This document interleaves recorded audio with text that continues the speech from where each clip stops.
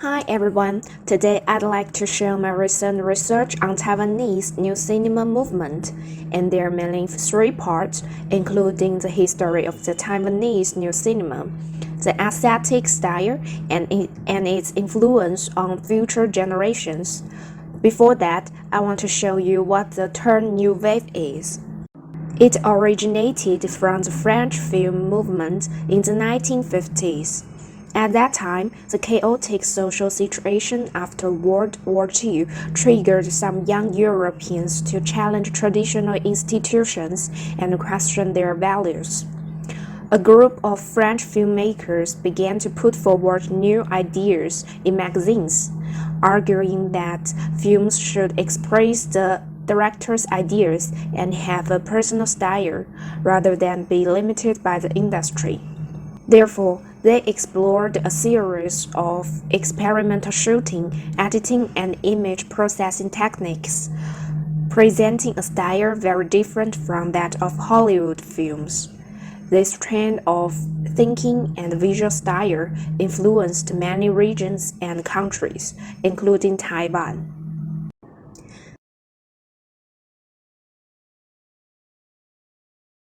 Next, let's move on to the history of Taiwan New Cinema movement, which was born in the 1980s. At that time, Taiwan society was in a period of transition.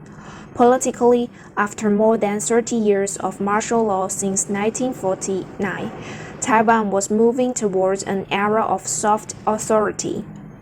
Culturally, new forms of literature were emerging in Taiwan, and the loosening of the political situation provided plenty of room for artists to create. At the same time, the influx of ideas and culture from Western into Taiwan led to major changes in the way people thought. In addition, starting from the late 1970s, the Hong Kong film industry reached its peak and quickly gained immense popularity in Taiwan, becoming the mainstay of the film market.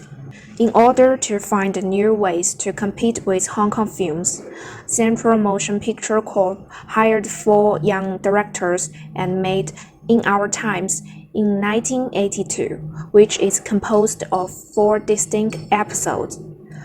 The film is a review of social change in Taiwan, which was going through vigorous industrialization and cultural evolution. It's considered the starting point of the New Wave cinema movement. In 1983, Growing Up, directed by Chen and co-produced by Ho Xiaoxing, and another film, The Sandwich Man, co-directed by Ho, attracted a lot of attention. The two films are considered the hallmark of the movement, and the New Wave cinema began to develop rapidly. Next, I will explore the aesthetic style of Taiwanese new cinema by analyzing several of Ho Xiaoxing's classic films. The aesthetic style of a film often depends on its subject matter. Most Taiwanese new film directors, including Ho Xiaoxing, focus on the nobody living at the bottom of Taiwanese society, reflecting the history and current situation of Taiwanese society by telling their daily lives. Ho Xiaoxing's films can be roughly divided into three genres. The first genre is pure and fresh childhood stories, in which Ho Xiaoxing uses the camera to describe the innocence and beauty of childhood, but also tells the stories of adults through the eyes of children, revealing the scars and shadows behind the lives of adults. For example, in A Summer at Grandpa's, Ho Xiaoxing tells the story of a group of adults, including a fugitive, a crazy woman, a gangster, and an elderly grandparent, from the perspective of a child, Dongdong. The second kind of theme is the loneliness and sadness of teenagers facing the adult world, represented by All the Useful Days. The film not only vividly shows the loneliness, confusion, and madness of a group of young people during their youthful growth period, but also shows the many phenomena and problems in the urbanization of Taiwanese society. The third theme is the use of family changes to reflect the fate of the nation. In the film, A City of Sadness, Ho Xiaoxing uses the February 28th incident as a historical backdrop to reflect the conflicts between Taiwanese natives and outsiders, and between the people and the government through the life of a family of four brothers.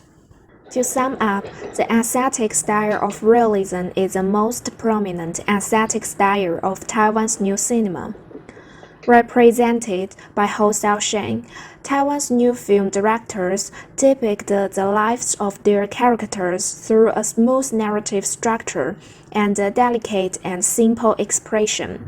The films often use open endings and stream of consciousness to portray the inner activities of the characters, and use long take and deep focus shots to construct complex character relationships and present a documentary film style. It must be said that this aesthetic style has many similarities with Italian neo-realist films. The sophisticated use of the fixed long take is one of the hallmarks of Ho Xiaoxing's films.